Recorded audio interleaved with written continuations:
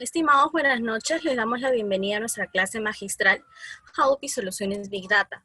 Mi nombre es Leila Collas, coordinadora académica en Social Data Consulting. Social Data Consulting es una empresa orientada a brindar servicios de capacitación y consultoría en herramientas analíticas y metodológicas. Hemos contribuido a desarrollar analistas de datos en el sector público y privado. Respecto al programa de Hadoop, Hadoop es un marco de software de código abierto para almacenar datos y ejecutar aplicaciones en clúster de hardware básico. Proporciona almacenamientos masivos para cualquier tipo de datos, un enorme poder de procesamiento y la capacidad de manejar tareas o trabajos concurrentes prácticamente ilimitados. A continuación, les explicaré sobre la estructura de esta clase magistral. En breve, nuestro docente iniciará su exposición. Les comento que habrán 2 rondas de preguntas. La primera a las 8 de la noche y la segunda a las 8:50, donde ustedes van a poder escribir sus preguntas en el chat de la plataforma, y de estas se van a seleccionar preguntas para que nuestro docente las pueda responder. Nuestro docente, el magíster Eric Luna Rojas, arquitecto en Big Data, especialista en información tecnológica.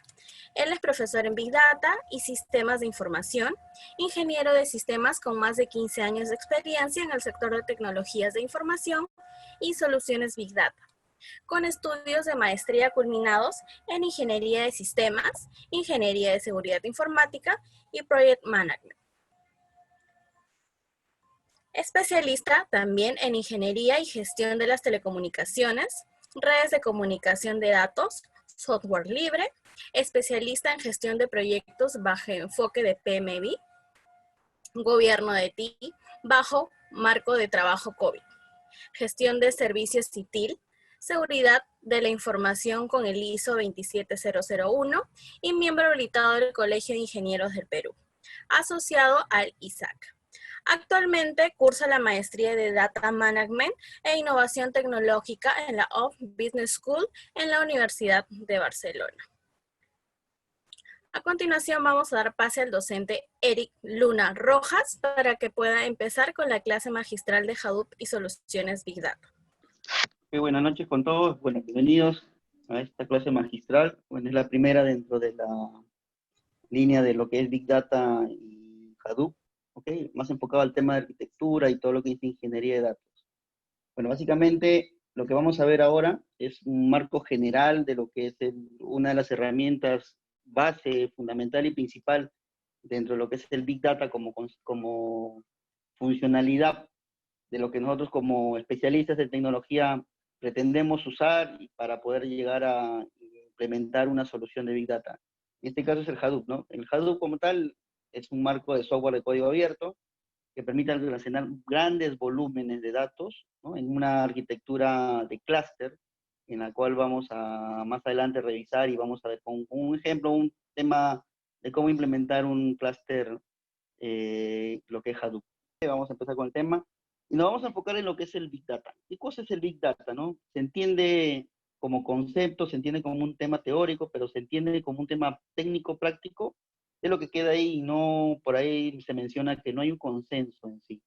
Hay varias definiciones, varios especialistas, hay varias empresas consultoras que ven ese tema y han tratado de cada una formular un concepto, ¿no? En sí no hay un concepto único, pero se va enfocado siempre a un tema de el manejo de volúmenes de datos, de gran cantidad de datos que se generan por diversas fuentes, y que lo que uno busca y pretende es buscar las herramientas necesarias para poder almacenar esos volúmenes de datos o capturar esa data y hacer análisis respectivo para poder tomar alguna decisión o emprender un encaminamiento dentro de un negocio o tomar una acción respectiva ante una situación que requiera una institución, una organización o cualquier unidad organizada que está usando Big Data o pretende o está presentando un problema de Big Data. Ahorita vamos a definir cómo lo vamos a tratar en el tema del Big Data. Entonces, no existe un consenso.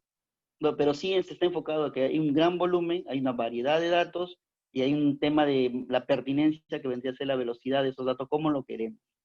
Entonces, hay definiciones de lo que es Big Data por cada una de estas consultoras, como les decía. Una de ellas es Gartner, ¿no? Que en un momento definió que Big Data excede el alcance de los entornos de hardware de uso común y herramientas de software para capturar, gestionar y procesar los datos dentro de un tiempo transcurrido tolerable para su población de usuarios. Esto quiere decir que está enfocado a que las soluciones de hardware, las soluciones de base de datos tradicionales que pretenden dar solución a un problema que pues, lo puede resolver Big Data, ya no es suficiente. Entonces se requiere otro tipo de entorno que necesita darle una mayor capacidad de procesamiento, capacidad de almacenamiento, para poder resolver la gran cantidad de volúmenes de datos que se están generando en las organizaciones, ¿no? Por ahí McKinsey también define, ¿no?, que se refiere al conjunto de datos cuyo tamaño está más allá de esas capacidades de las herramientas típicas de software de base de datos. Ya no un modelo relacional, ya una base de datos relacional permite soportar, porque entendemos que la mayor cantidad de datos que tienen no estructura o no estructurados es mucho mayor, en casi un 80% con respecto a unos datos que se generan en forma estructurada, que más adelante lo vamos a estudiar. Otra definición por ahí se menciona lo que es IDC. Big Data es una nueva generación de tecnologías, arquitecturas y estrategias diseñadas para capturar y analizar grandes volúmenes de datos provenientes de múltiples fuentes heterogéneas a una velocidad con el objeto de extraer valor económico de ellos. Si se dan cuenta, ya estamos tratando, de alguna manera, por ahí van a aparecer las 3 V o las 3 V chicas o V cortas, que en un momento alguien definió, alguien lo planteó, y sobre el cual nace esta necesidad de contar con una solución de Big Data. ¿Ok? Entonces, ahora vamos a seguir con estas definiciones. Deloitte define, ¿no?, ese término que se aplica a un conjunto de datos cuyo volumen supera las capacidades de esas herramientas informáticas de computación en sí, de uso común, las tradicionales, las que usamos, ¿no? Procesamiento, procesador, memoria y disco, que regularmente son los recursos de computación que utilizamos para nuestros sistemas de información o nuestros almacenamientos de base de datos, ¿no? Y para capturar, gestionar, procesar datos en un lapso de tiempo razonable. Los volúmenes de Big Data varían constantemente y actualmente oscilan entre algunas decenas de terabytes. Bueno, hablamos ya de más allá, ¿no? Terabyte, exabyte, petabyte, ya son volúmenes mucho más grandes de datos que se han ido generando, que se van a generar y que se seguirán generando durante el tiempo. Y con el uso de Big Data seguimos generando más data.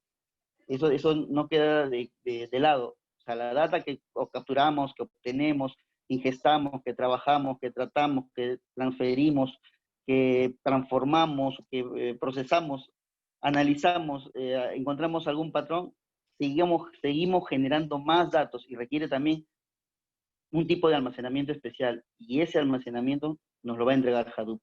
Vamos a ver uno de esos elementos principales, que va a ser el HDFS como almacenamiento, como un sistema de archivos que permite almacenar ese gran volumen que se genera de datos en la técnica o la arquitectura propia de él, al permitir crear un clúster o nodos de computación para poder soportar en forma distribuida este almacenamiento y este procesamiento que se requiere para estos datos. Otro concepto que ya es más relacionado a las 3 Vs, 3B, B chicas, B cortas, es el tema del Big Data. Son esos grandes conjuntos de datos, esos datasets que vamos a obtener de varias fuentes, ¿no?, que tienen 3 características principales: el volumen, la gran cantidad de datos que estamos generando, ¿no?, enteras, digamos, de yottabytes, petabytes, ya estamos hablando de esa cantidad ya de datos que requieren, que tienen velocidad, que se generan tan rápidamente a través de un clic, a través de una interacción, a través de un sensor que está interactuando con alguna maquinaria o está entregando una notificación, ya está generando datos. Esa velocidad de creación y utilización, y que pretenda desde todos los tipos de datos no estructurados, que mayormente lo que vamos a encontrar, como les decía, casi es un 80% de datos no estructurados, comparado con los datos estructurados que tradicionalmente nosotros conocemos, ¿no? En esa interacción de esos datos vamos a encontrar interacción de redes sociales, vamos a encontrar vídeo, audio, cualquier herramienta, tecnología o mecanismo que esté generando datos, es lo que nos va a generar ese gran volumen, ¿no? Entonces, vamos a tener datos tanto estructurados en un menor volumen como no estructurados, que es en ese momento, en ese, digamos que con esa característica, es lo que requiere resolver con el Big Data y con nuestro amigo Hadoop, este tema de darle una solución de Big Data a un negocio, a una empresa, a una organización, a una entidad. ¿Okay? Entonces, nos vamos a centrar en esos tres características porque son las que marcan y determinan que si al menos un aspecto de esas tres que aparece en un problema de negocio, debes resolverlo con una solución de Big Data. Entonces, si tienes un problema de grandes volúmenes de datos o de velocidad porque necesitas una pertinencia en una toma de decisiones mucho más rápida y oportuna, o tienes una gran cantidad de fuentes de datos que se están generando una variedad como se menciona, entonces requieres una solución de Big Data. Con esos aspectos vamos a plantear una solución propia de Big Data y el Hadoop nos va a plantear esa herramienta, esa tecnología, ese framework para poder resolver ese aspecto del Big Data que se requiere para poder dar una solución al negocio. Entonces, hay un enfoque que en un momento definió un especialista, ahí está su apellido, Abate. Él nos plantea en un momento cómo vemos la data con la Big Data, ¿no? Entonces, él plantea a través de su triángulo, como lo ven ahí, a través de esa gran cantidad de datos que se generan, datos crudos, datos rudos, como se le puede llamar, que es un gran volumen, ¿no? Pero esos datos cuando son tratados generan información. Y esa información es bajo un contexto tal vez de negocio, tal vez una solución de marketing, una solución de producción, una solución de, de, de facturación, una solución de contabilidad. Ya dependiendo de ese contexto se va generando información propia y enfocada a ese aspecto. Pero después esa información que es tratada y que tiene ya un sentido más de negocio, genera conocimiento. Ese conocimiento que se va generando es a través de estos datos.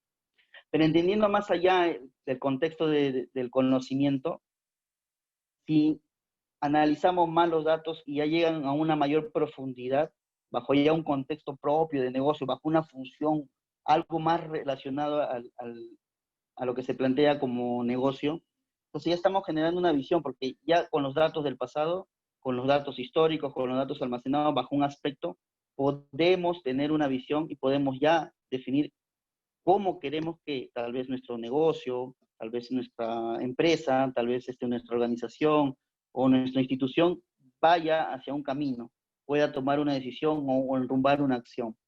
Pero se requiere de una capacidad para poder, digamos, tomar alguna decisión, para poder ser más predictivos, para poder ser más prospectivos, para poder generar inteligencia con los datos. Y es ahí donde entra el Big Data, que asociado con la ciencia de datos, a través de los modelos tal vez Machine Learning, ahora que se viene el tema del Deep Learning, que somos más profundos al momento de encontrar patrones, entonces podemos apostar por una solución de Big Data. ¿Para qué? Para ver más allá, hacia el futuro, cómo queremos que nuestro negocio vaya, cómo nuestro negocio sea, qué es lo que queremos alcanzar, cuál es el mercado que queremos conquistar, cuál es la región que queremos ocupar. Tal vez ya con esta solución de Big Data, con mayor inteligencia, con mayor rapidez, con mayor tratamiento de estos datos que van a ser analizados a través de un científico de datos, que nos van a ayudar a ver el futuro, podamos enrumbar y podamos tomar una solución de Big Data que nos acompañe y que nos lleve con los resultados que buscamos como negocio. Entonces, siempre hay una relación, ¿no? Entonces, entendamos que el Business Intelligence también existe, no va a dejar de existir, digamos que es más enfocado a ver con el warehouse la data del pasado, la data histórica, pero ya como estamos en un presente y queremos ver más allá, nosotros usamos el tema del Big Data, que nos va a permitir a través de la analítica de los datos tomar un rumbo, ver más allá, hacer simulación, predecir comportamientos, ver cuál es digamos, la figura de que el consumidor o el cliente necesita algo que se deba cubrir, nosotros lo podemos plantear con una solución de Big Data ya enfocada a decir y tomar un resultado para producción, para ventas, para marketing, para alguien que es de las unidades orgánicas, unidades de negocio pueda tomar acción en adelante en su negocio, ¿no? Entonces es un tema conceptual, pero que podemos enfocarnos a ver dónde están estas herramientas, ¿no? El Big Data está ahí presente, que nos va a permitir ver el futuro. Las herramientas anteriores, como el que el Business Intelligence, nos estaban ayudando a ver con la data histórica del pasado, cómo podíamos ver para adelante.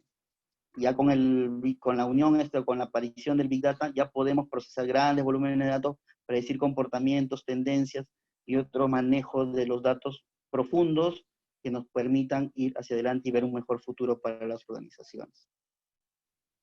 Entonces, como tal, requerimos de tecnología para poder trabajar y procesar esos datos que nos van a generar esa inteligencia, que nos van a generar ese camino, esa visión, ese insight, para poder ver más adelante cuál es nuestra visión como negocio, ¿no? Pero el Big Data como tal, como les decía, tiene tres aspectos básicos. No quiere decir que esos tres aspectos son los únicos. A través de estos tres aspectos se requiere o se ve que si uno de estos requiere una mayor atención o requiere uno de esos requiere atención, es una propuesta para plantear una solución con Big Data. Pues sabemos que la gran variedad de datos que se generan por la cantidad de datos no estructurados o con semiestructura, que es de gran volumen, van a plantear un reto, y ese reto es que con el Big Data podamos darle una solución, y esa variedad la podemos leer, la podemos capturar, la podemos ingestar, la podemos almacenar con una solución de Big Data. Y en este caso, Hadoop nos va a ayudar a poder responder a esa necesidad. La velocidad de los datos, si yo requiero una velocidad o cómo quiero los datos, en qué oportunidad quiero los datos, los quiero en espera a través de un proceso batch, por lotes, que pueden ser data histórica, data que quiera procesarse en mayor cantidad, o la quiero en streaming, data que en este momento se está generando, yo quiero saber, quiero que me notifiques, quiero que me informes, me alertes, y que a través de ese conjunto de datos que se están generando, puedas tomar una decisión, pueda generarse un comportamiento o una acción respectiva, ¿no? Como lo que ocurre cuando hacemos un clic en un buscador de internet, nos muestra o nos relaciona los datos que hemos estado en consulta, en búsqueda, con alternativas de solución. O cuando nosotros nos usamos una serie de Netflix, cuando nos conectamos y algunas conocen nuestras preferencias, conocen nuestros gustos, conocen cómo hemos ido revisando cada una de las películas o series o documentales, nos plantea una respuesta que puede ser relacionada a algo que nosotros queremos, alguna necesidad que debamos cubrir, pero a través de lo obvio, mostrando un catálogo de películas relacionadas a nuestra última visita, una última consulta, última, digamos, visualización que tuvimos. Entonces, ¿por qué? Porque hay datos que se están generando en línea y el streaming está leyendo esa data en ese momento para poder plantear una respuesta o una mejora, ¿no? Y esa data que se está generando es tanta, porque los bits y bits que se generan no solamente de nosotros, de unos, dos, de casi todo el mundo, se está generando, son grandes volúmenes, y esa data se requiere almacenar, son grandes volúmenes de teras, yottabytes, petabytes que se están generando y que deben ser almacenados. Debe haber un almacenamiento que lo permita tener la persistencia para poder analizar esa data y tomar una respuesta respectiva. Y es ahí donde Hadoop, a través del HDFS, que es del sistema de archivos donde se almacenan los datos, es donde nos va a permitir trabajar ese gran volumen de datos con esa velocidad y la variedad que respectiva. Entonces, como les decía, ¿no? La gran variedad de datos se genera, ¿por qué? Porque hay una interacción de la gente, entre nosotros interactuamos, ¿no? Entonces generamos data a través de nuestras redes sociales, nuestra interacción propia en las redes virtuales, cuando entramos a intercambiar algún mensaje entre nosotros, generamos datos.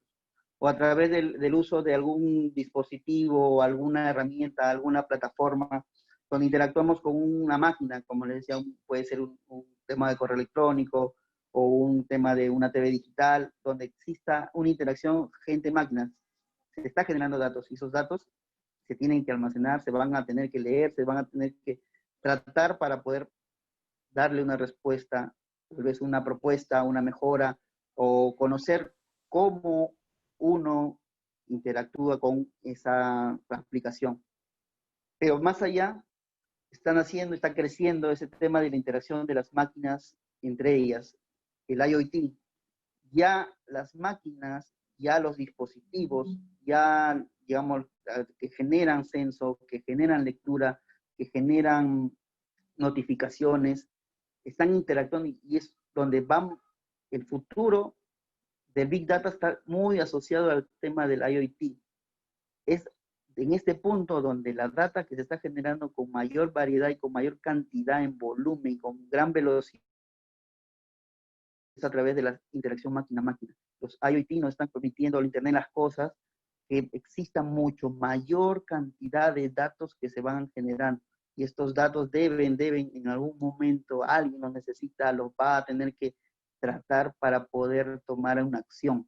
En un momento, años atrás, hablábamos del GPS, hablamos de los lectores de barra, los lectores de RFID. Ahora ya existen mucho más lectura telemétrica, mucho más lectura de estos datos que sí necesitan o nos permiten tener la oportunidad de tomar una acción, alguna decisión, si conocemos cómo es ese comportamiento, cómo es ese uso de esos datos, ¿no?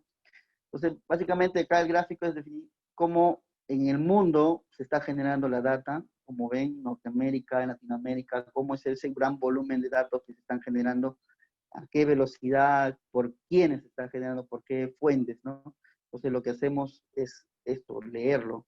Y es aquí donde con el Hadoop nos va a permitir leer de todas estas fuentes de datos que se estén generando, tanto no estructurados como estructurados, para poder ser tratados y darle una respuesta como una solución de Big Data. Entonces, como le mencionaba, ¿no? Existen tantas fuentes de datos. Existen las fuentes de datos estructuradas, que son las tradicionales, que tienen que tienen un formato, que tienen una forma tabular, a través de los mecanismos o dispositivos tradicionales, una lectura tal vez con una base de datos relacional, lo pueden tener a través de una hoja de cálculo, o a través de un procesador de cálculo, puedo leerlos, o un archivo de texto, puedo tenerlos sin problema. Entonces, hay data que se va a generar, como ven acá, hay sin fin de datos, datos de log, datos de puntos de venta, datos transaccionales que se generan al momento de interactuar entre hacer un comercio, una compra, tal vez en línea. Hay data que ingresa, hay data necesaria que en un momento algún negocio requiere por alguna venta, por algún préstamo, alguna compra, por interacción del propio mercado. Existe esa relación de los datos, ¿no? Entonces, hay varias fuentes de data estructurada que vamos a encontrar. Y hay fuentes de datos no estructuradas que también existen y que son importantes y que nos están dando, como les decía, esa necesidad de contar con una solución de Big Data y una solución con un framework como es el Hadoop para poder almacenarlo, para poder tratarlo, procesarlo, hacer el análisis respectivo, visualizarlo y presentarlo aquí si requiera tomar alguna decisión, ¿no? Como vemos acá, y hay datos a nivel de satélite, ya existe esa data. Aquí en Perú estamos hablando de nuestro satélite que captura datos, hablamos de 3.2, 3.3, 3.5 terabytes, que está generando datos para poder ser procesados, ¿no? De las capas, de las imágenes fotográficas, de la topografía de la zona que ellos están generando. Entonces, igual va a existir alguna necesidad a través de algún dispositivo, componente, herramienta, plataforma, que genera estos datos y que necesitan para poder leerse. Entonces, toda esta lectura de los datos con este crecimiento que existe existiendo del Big Data, con el tema de la analítica aumentada, el tema de la inteligencia artificial, el tema de la lectura con el lenguaje natural o interpretación en lenguaje natural, ya está generando que con los datos que se están almacenando podamos tomar alguna acción, podemos tener expertos, tomar decisiones, interactuar, y quien está detrás de este tema de que nos permita hacer esa fuerza, esa condición para poder tener esos datos, es el Big Data con Hadoop. Hadoop es el motor que nos va a permitir darle esa potencia, esa fortaleza para poder procesar toda esta cantidad de datos que se van a ir generando, ¿no? A través del almacenamiento distribuido, que es esa técnica del HDFS, a través del procesamiento en paralelo distribuido que existe a través de todos los nodos dentro de un clúster, que es lo que vamos a ver, un clúster de Hadoop, nos permite procesar la gran cantidad de volúmenes de datos y en un tiempo pertinente, oportuno para poder tenerlo. Si hubiéramos usado una técnica tradicional con un motor de base de datos, tal vez se queda corto, tal vez el procesamiento se satura, requiere más procesador, más memoria y no hay esa capacidad. Entonces, vamos a usar un Hadoop, vamos a usar una solución de Big Data para poder resolver esa necesidad de contar con los datos procesados. Y entonces hay algunas tendencias, como dice, del tema del Big Data, ¿no? Para poder seguir, va a seguir creciendo el tema del Big Data. El Big Data ya es parte de una solución, digamos, ya no es una tendencia como aplicación, ya es algo que tiene que verse como una respuesta a un problema y es una solución que se puede plantear, una alternativa a nivel de los datos. Es importante ya enfocarnos a que con una solución de Big Data podamos tener respuesta a necesidades de negocio, a necesidades que se enfocan a un problema tal vez de volúmenes de datos, de variedad de datos, ¿no? De velocidad de datos. Tenemos que enfocarnos a contar con una solución de Big Data. Y es ahí donde nos vamos a enfocar y que lo que pretendemos en el curso es llevar las técnicas, las herramientas necesarias para poder trabajar con esos datos, ¿no? Entonces, se ve ahí que Cloud Computing nos va a permitir manejar esa data. Cloud Computing nos está dando también un potencial enorme porque nos están entregando procesamiento, cálculo, almacenamiento disponible a demanda, no necesariamente como en unas soluciones tradicionales que regularmente hacemos soluciones on-premise, donde nos enfocamos, tenemos que adquirir la arquitectura necesaria, medir la arquitectura para que nos permita tener años o proyectarnos cuántos años y qué recursos debemos contar para que cubra esa cantidad de años que requerimos de data persistente o data guardada, data que se tenga que almacenar. El Cloud Computing nos permite ahora, con alguna suscripción a demanda, contar con ese tipo de almacenamiento, con esa gran cantidad de procesamiento que se requiere, ¿no? A un costo bastante aceptable, según las necesidades del negocio, de la solución que se esté planteando, ¿no? Los resultados del negocio también van a generar un cambio drástico en el despliegue con la solución de Big Data. ¿Por qué? Porque con el Big Data yo ya puedo darle una respuesta al negocio y los resultados van a ser mucho más inmediatos, mucho más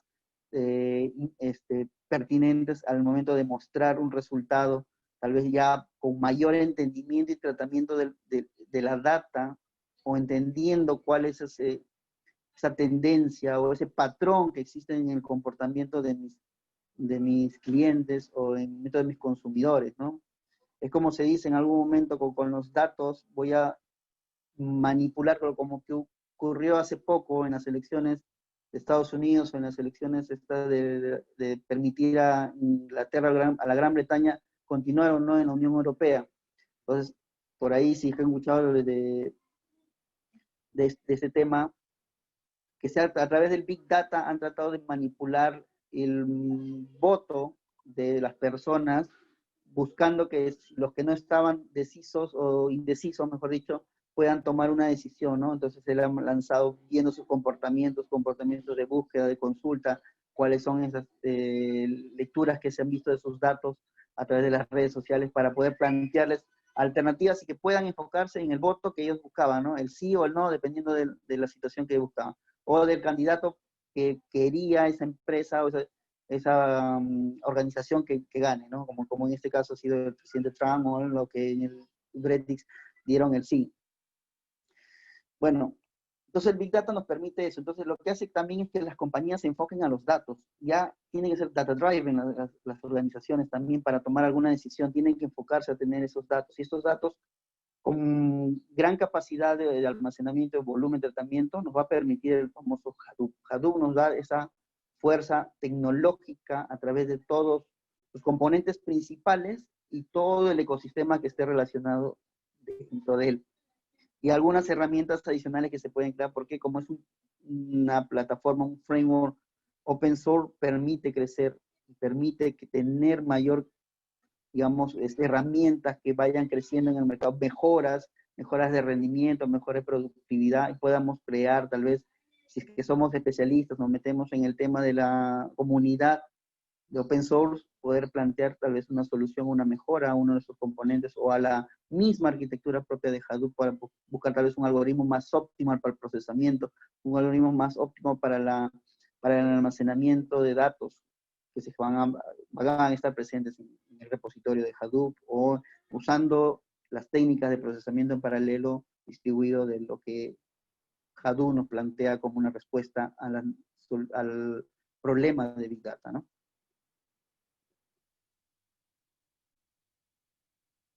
Bueno, y como tal, como les decía, Hadoop es la respuesta, es una respuesta a este problema, es una respuesta tecnológica en sí, ¿no? Entonces, Hadoop como tal es un framework o un software, ¿no? Si queremos llamarlo como un software desarrollado en Java, que permite a través de esta arquitectura propia de Hadoop, ¿no? La arquitectura donde permita hacer arquitectura de procesamiento distribuido, almacenamiento distribuido a través de una propuesta de clúster donde existe un máster que gobierna sobre ciertos trabajadores o ciertos esclavos, como se llaman a los nodos, permite dar respuesta al problema de Big Data que se está presentando por un tema de un volumen de los datos, por un tema de una variedad de datos o por un tema de la velocidad de los datos que nosotros buscamos, ¿no? Entonces, ¿qué es lo que me permite Hadoop? Me da la capacidad para almacenar y procesar esa gran cantidad de datos, ¿no? De cualquier tipo. Entonces hablamos de diferentes fuentes, diferentes formatos, de la gran variedad de los datos que se están trayendo, que se traen para procesar, ¿no? ¿Qué más me permite el Hadoop, ¿no? Me da una fuerza de procesamiento, un poder de procesamiento, ¿no? Me dice para poder, a través del modelo de computación distribuida, que es básicamente ese modelo que internamente Hadoop posee, ¿no? Procesar mucho más rápido una respuesta a una solución de Big Data, ¿no? Me da flexibilidad, a diferencia de otras bases de datos relacionales, porque no es necesario preprocesar los datos. Entonces, tan igual como los leo, tal igual como los capturo, tal igual como genero la ingesta, se almacenan en ese sistema de archivos. Entonces, pueden ser sin ningún problema almacenados tan igual como fueron recogidos, como fueron generados. Entonces, esta flexibilidad me permite, no tengo que estar poniéndole un formato tabular como un formato relacional requiere, ¿no? Entonces, puedo almacenar diferentes tipos de datos. ¿Qué más tengo con Hadoop? Me permite escalabilidad, pues permite crecer fácilmente creando más, digamos, trabajadores o nodos sin ningún problema. Puedo agregar e ir agregando según la necesidad, según lo que se requiera, más nodos para el procesamiento respectivo dentro de lo que es Hadoop. ¿Qué más me permite? Como característica tiene el Hadoop, ¿no? Tiene un tema de tolerancia a fallos. Entonces los datos tienen una característica, ¿no? Entonces hay un valor que le llaman el factor de replicación. Ese valor de replicación, el factor de replicación, es el que me permite decir cuántas veces yo quiero que la data se replique. Entonces, ante algún problema de falla de un componente de hardware, un componente en este caso de disco, o de falla en un procesamiento, me permite tener datos en los otros nodos sin ningún problema. ¿Por qué? Porque se están replicando, ese es el término, se está replicando, la data está replicada.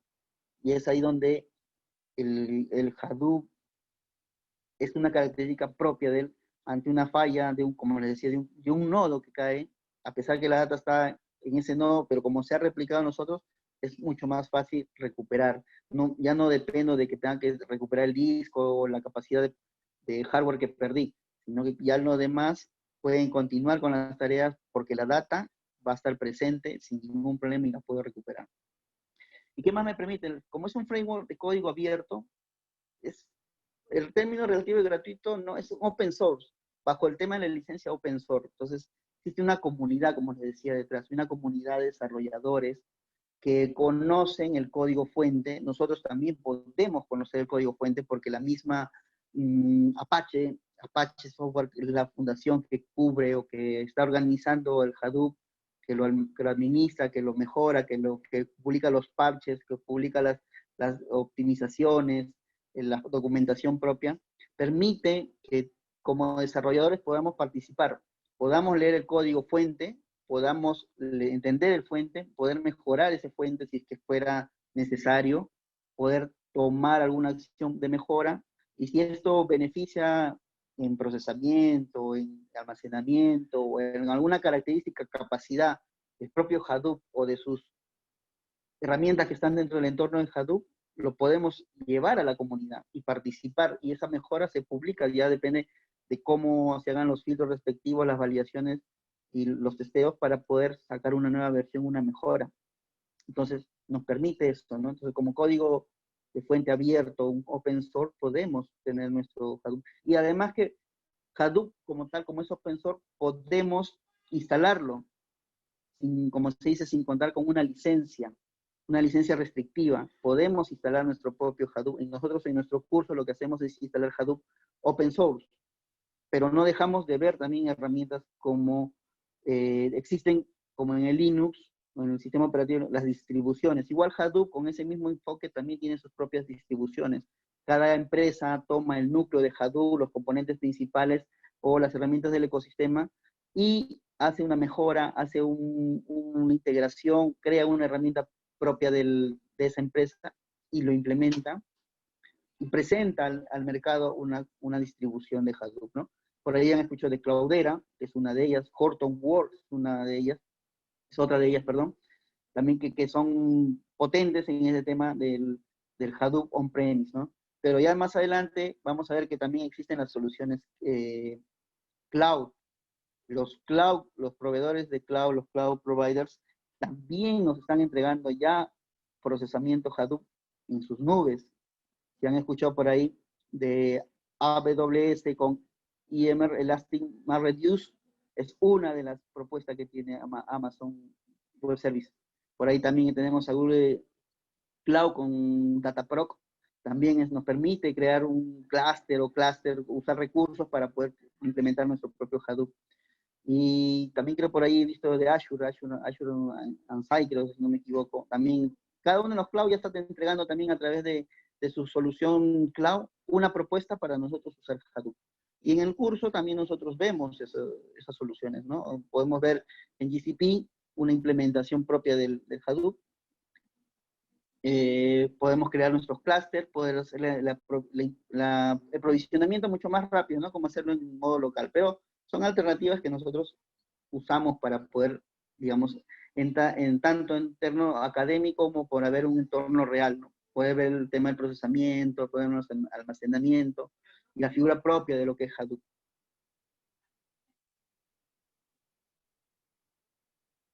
Bueno, como tal, como les mencionaba, ¿no? El Hadoop es parte de Apache Software, la fundación de Apache, que nos permite ese tema de la comunidad, ¿no? Hadoop es un ecosistema, no es un solo producto. Como innovación tecnológica, Hadoop, o como esa técnica de innovación por ecosistema, ha ido creciendo. Entonces, lo que permite esa forma de innovar a través de la técnica de ecosistemas es que la comunidad puede participar, o los especialistas, los desarrolladores, o los que están dentro de este tema, los ingenieros de datos o los arquitectos de Big Data, podemos ayudar a una mejora, a una propuesta, a afinar tal vez un Hadoop, sacar nuevas versiones mejoradas, optimizadas en adelante.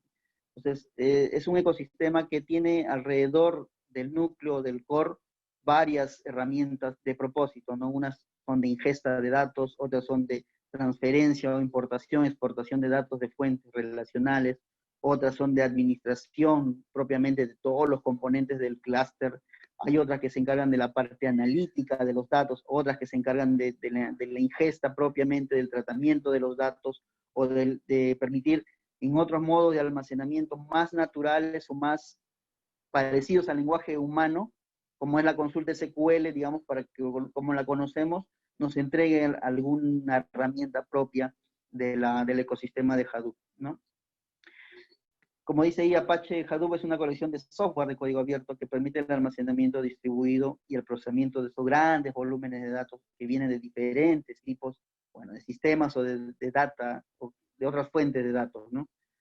Fue creado por Doug Cutting en Yahoo, por sus trabajos que él hacía, y el nombre de Hadoop viene, como dice ahí la anécdota, a raíz de la imagen o del muñequito que tenía de su hija, o de su hijo, que lo puso como logo, logotipo, imagen de lo que es el Hadoop, el Apache Hadoop, ¿no? Por eso que conocemos al Apache, el Hadoop como el elefantito de color amarillo, y las herramientas que estén alrededor lo vamos a ver también con algo parecido al elefante de color amarillo, con alguna diferencia nada más, ¿no?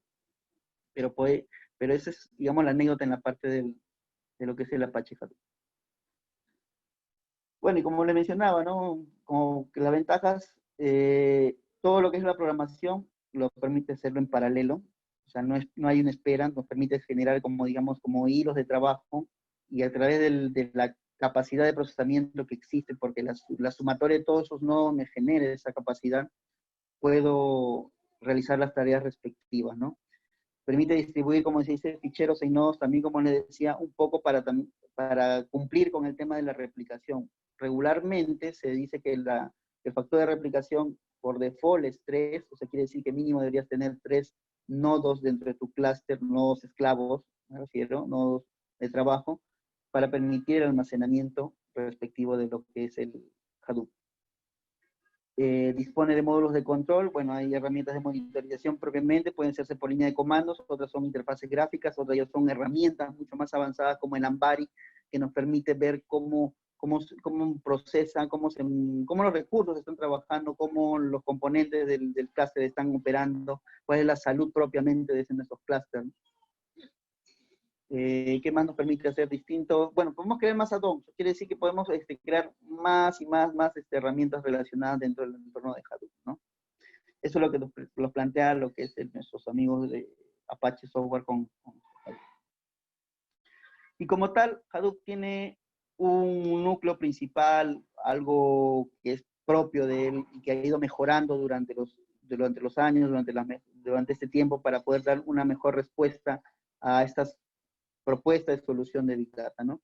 Él cuenta con una librería común donde están todas las utilidades básicas, fundamentales, a través del lenguaje Java, porque este Hadoop ha sido desarrollado en Java. Es en Java en sí, todo el código fuente que vamos a encontrar de Hadoop. El sistema de archivo distribuido, como les decía, es donde nos permite el almacenamiento y es el almacenamiento principal. Es como un sistema de archivos donde podemos poner todo tipo de formatos.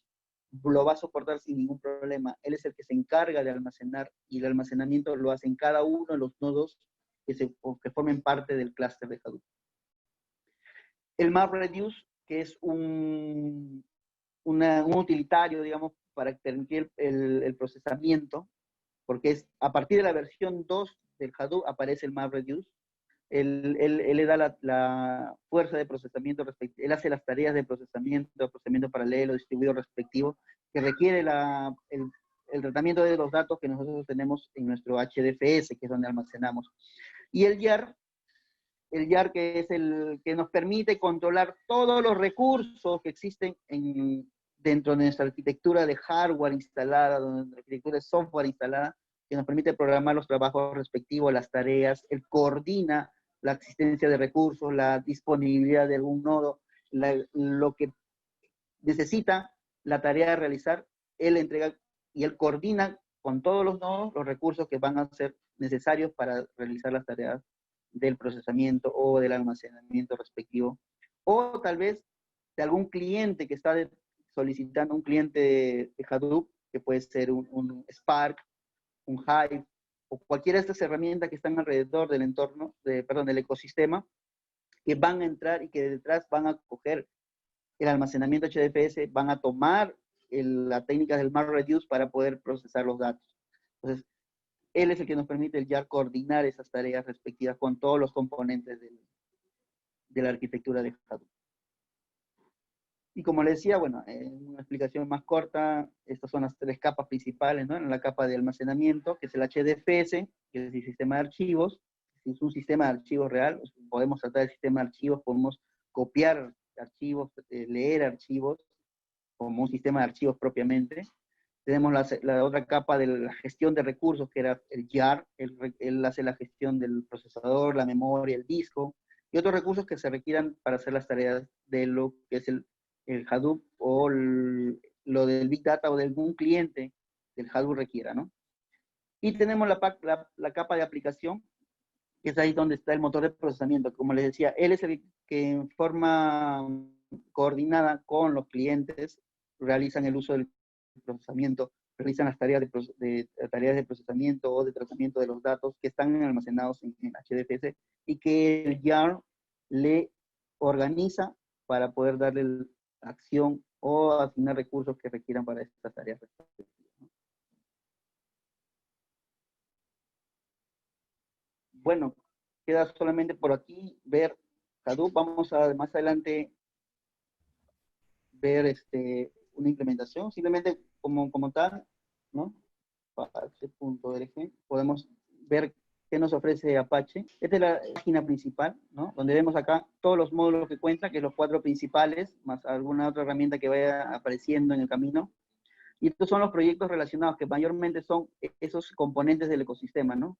Como decían, Bari, Abro, Cassandra, son todos los que están alrededor, ¿no? Y al final al cabo interactúan con Hadoop, con esta base, el almacenamiento, el procesamiento, para hacer alguna tarea específica, porque cada uno de estos componentes, proyectos, realiza una tarea específica. Unos hacen almacenamiento en modelos, perdón, en base de datos no SQL, que no son modelos relacionales. Puede ser una clave valor, modelo de base de datos columnar, o puede ser que permita hacer, como acá el Hive, ¿no? que es la infraestructura de Data Warehouse, básicamente que él permitía hacer procesamiento de los datos a nivel de sumarización, agrupamiento para la data, pero realmente a veces el Hive lo usamos para el tema de poder procesar nuestros datos en un lenguaje más, más parecido al SQL, ¿no? Él tiene el SQL Hive, es un lenguaje para poder leer los datos, hace un select, un insert, puede permitirnos esas tareas, pero asociadas al almacenamiento de los datos están en el HDFS, ¿no? Por ahí Spark, para el tema, es poderoso el Spark, tiene muchas cosas desde la ingesta de los datos, tiene otra parte analítica, ¿no? Ahí vamos a hablar del PySpark. Si alguien conoce Python, Python como lenguaje de programación permite, porque recuerden que el lenguaje de programación base de todo el Hadoop es el Java, pero el Java requiere muchas líneas de código, necesita ser experto, especialista regularmente para poder entender el código. En cambio, con el Python se hace mucho más simple, sencillo la codificación, es más parecido a un lenguaje humano, que puedas escribir código y puedas entenderlo, ¿no? Entonces el PySpark como parte de esta herramienta permite, ¿no? También hay Scala, que es el otro lenguaje, que permite procesamiento de datos. Eso se utiliza y se cuelga mucho del MapReduce para poder procesar la gran cantidad de volúmenes de datos que se generan. Y cada uno tiene, o digamos, un componente que ha desarrollado con una funcionalidad específica. Entonces, acá, si quieren visitar el Apache, permite descargar. Tenemos los binarios, que es lo que nosotros usamos. Nosotros descargamos y nosotros instalamos los binarios. O sea, como parte de nuestros laboratorios, nuestras tareas, instalamos un Hadoop desde cero. Nosotros tocamos código, nosotros tocamos configuraciones, manejamos los archivos XML y los movemos. Y sobre eso lo que vamos configurando para implementar un clúster y más adelante un clúster más grande, más completo. Y eso nos sirve como parte de lo que es la arquitectura. Un ingeniero, un arquitecto de Big Data debería conocer cuáles son esos componentes que se modifican, que se configuran, que tal vez se editan para poder dar una respuesta a algún inconveniente, incidente, algún problema que ocurra dentro de su infraestructura. De algún modo es como una cultura general, pero sí se requiere entendimiento para poder tomar alguna acción a ese nivel. Y es lo que digamos, las distribuciones Hadoop no te muestran, ya lo tienen empaquetado, ya lo tienen embebido, ya como lo que tienen preconfigurado, es muy poco que tocamos. En el cambio, con una implementación open source del binario podemos hacer desde cero una implementación de Hadoop. Buenas noches, vamos a empezar con la ronda de preguntas y vamos más o menos a enfocarnos a los que estás comentando ahora para poder seguir con la hilación del tema. Preguntan, ¿con qué lenguaje trabaja Hadoop? El lenguaje desarrollado de Hadoop es Java. O sea, si alguien quiere, entrar a la misma herramienta o al framework Hadoop, tiene que conocer Java. O sea, vamos a regresar acá. Acá. Si se dan cuenta, en esta ventana o en esta pantalla, yo tengo las fuentes. Yo me puedo bajar las fuentes. Entonces tendría que tener mi IDE, sea Eclipse o cualquier otro IDE relacionado en lo que es Java y puede editar. Entonces van a bajar las fuentes, van a poder ver el código fuente. Ha sido desarrollado en Java. Si nosotros queremos usar herramientas para explotar datos, para tratar, hacer ingesta, cualquier otra, vamos a usar las herramientas del ecosistema. Esa como una es el Spark, que tal vez si no conocemos Java, nos permite hacer en lenguaje Python. Si no conocemos Python, por ahí los más usados serán en lenguaje Scala. El Hive, que nos da un entorno para poder tratar los datos como si fuera una base de datos relacional, lo podemos usar en lenguaje Hive QL, que es como parecido al SQL, hay sentencias select, insert, que nos permite leer la data, hacer agrupamientos, porque nos permite hacer group by, nos permite hacer el uso de agregación, ¿no? como el zoom, como el promedio, el ABG, como el máximo, el mínimo, nos permite hacer esas, a través de ese lenguaje. Si uno quiere conocer Hadoop, debe saber Java. Si uno quiere usar o tratar los datos, debe conocer tal vez Python. Correcto, Eric. Ahora, Alejandro Zamudio nos pregunta, ¿Hadoop se puede montar a R o Python o se hace el análisis y algoritmos de forma aparte? A ver, esa es una tarea bastante pendiente cuando he visto en los cursos, en las escuelas o los institutos que enseñan, ¿no? Nos enseñan, por un lado, a usar Python para análisis o data analytics, R, por otro lado, para hacer analítica, y otros componentes, otras herramientas para hacer analítica. Entonces, lo que se busca y lo que buscamos en nuestro curso es que implementemos nuestro Hadoop en nuestro almacenamiento HDFS, pasemos nuestros datos a través de las herramientas de ingesta o de importación, exportación de datos que se ven, y usemos el almacenamiento Hadoop a través de un cliente. Por eso le decía, el cliente es el que se va a conectar, y el cliente puede ser un cliente Python. Y un cliente clásico es el Spark. El Spark, a través del PySpark, puedes, a través del lenguaje Python, conectarte a las tablas o a los ficheros del HDFS. Entonces vamos a usar el Hadoop instalado. Entonces deberíamos, en una propuesta educativa o para conocimiento, sí, integrarlo. Y nosotros lo tenemos de esa manera. Nuestro almacenamiento Hadoop, nuestros ficheros y nuestros clientes consumiendo ese fichero HDFS. Así debería ser. Y nos evitamos el que tengamos que aprender con archivitos aparte o que tengamos que levantar en nuestras máquinas. Aprovechamos la potencia del Hadoop para eso. Entonces, en resumen, si las herramientas clientes, todas las que lean archivos o un sistema de archivos, se pueden conectar al Hadoop, al HDFS y leer los datos sin ningún problema. Pero si uno quiere ya unas herramientas mucho más avanzadas de analítica, requiere que usen el Spark, requiere que para hacer sus modelos de Machine Learning, tal vez el Python con las librerías de Python podemos hacer el respectivo, leyendo los datos que están almacenados en nuestro Hadoop. Y es así como de alguna manera podemos ver mucho más, entender mucho mejor por qué existe el Hadoop y por qué existen estas herramientas que consultan los datos.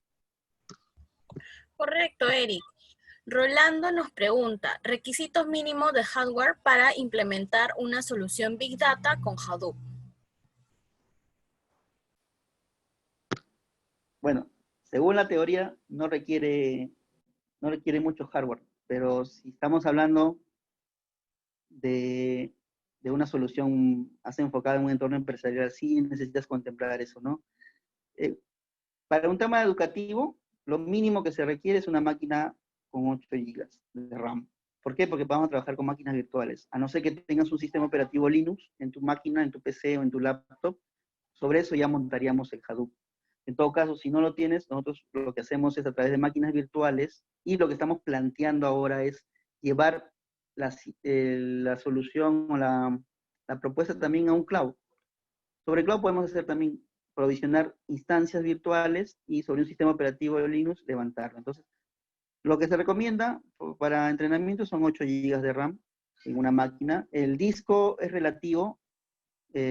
¿Por qué? Porque con la máquina virtual podemos simular hasta 2 teras de disco, ¿no? Pero no necesariamente tienen que tener los 2 teras. Podemos simularlo porque el virtualizador lo permite. Y lo que es procesamiento, sí, bueno, mínimo tal vez un Core i5, porque va a tener núcleos y al menos nos va a permitir el virtualizador tomar al menos dos procesadores simulados, ¿no? Virtualizados. Ese es un entorno, digamos, local.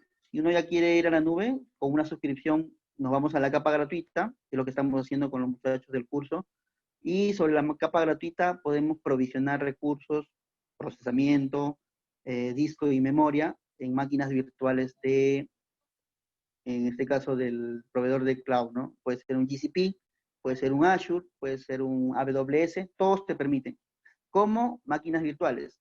Muy aparte es usar su propuesta que ellos tienen de su plataforma, digamos, Hadoop, o su distribución Hadoop en la nube, ¿no? Digámoslo así. En GCP tenemos Dataproc, que nos permite crear clúster muy rápidamente. En AWS tenemos Elastic MapReduce, que también nos permite crear clúster y nos da algunos componentes adicionales para explotarlo. Y en Azure creo que también tiene casi lo mismo. No lo he llegado a tocar, pero sí se puede implementar sin ningún problema.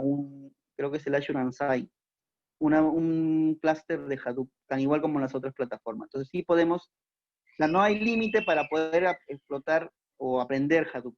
Lo podemos hacer y las herramientas y plataformas nos lo permiten. Correcto, Eric.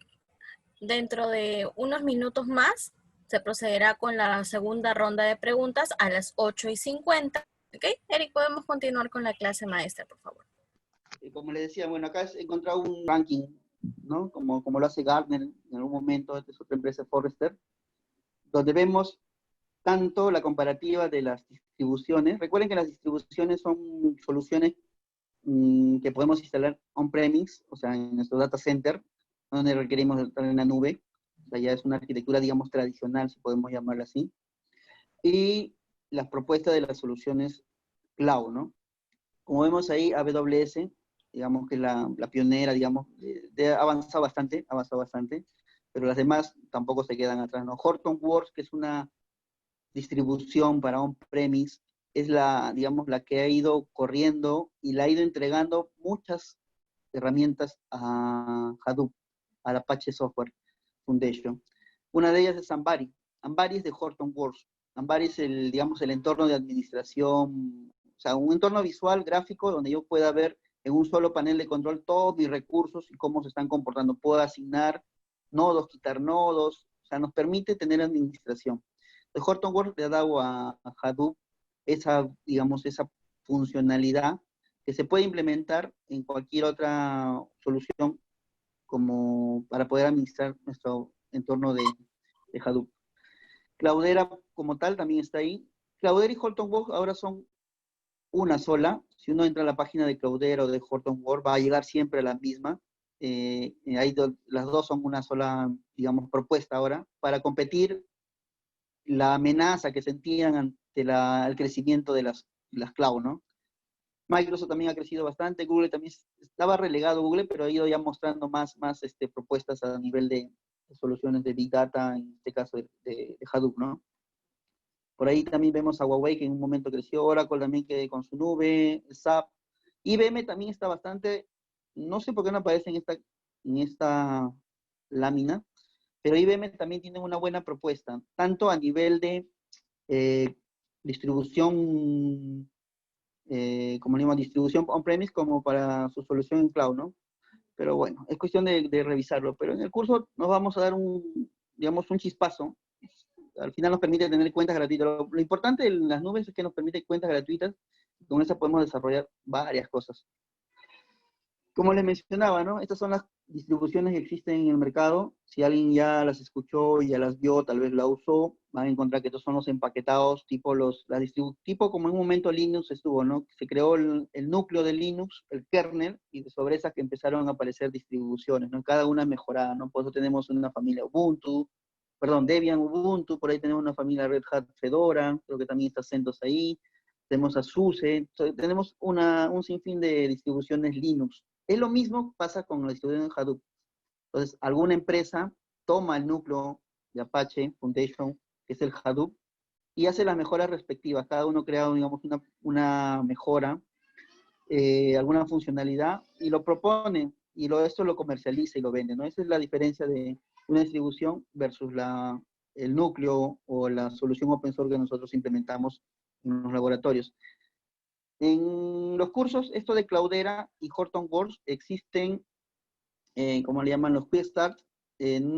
Actualmente en la web no lo están disponibles, pero nosotros lo tenemos. O sea, se les pasa, puedan practicar si en algún momento no lo vieron. Y lo que queremos hacer en nuestro curso es levantar un Cloudera en la nube, para que ustedes vean cómo funciona. Porque porque la nube nos da bastante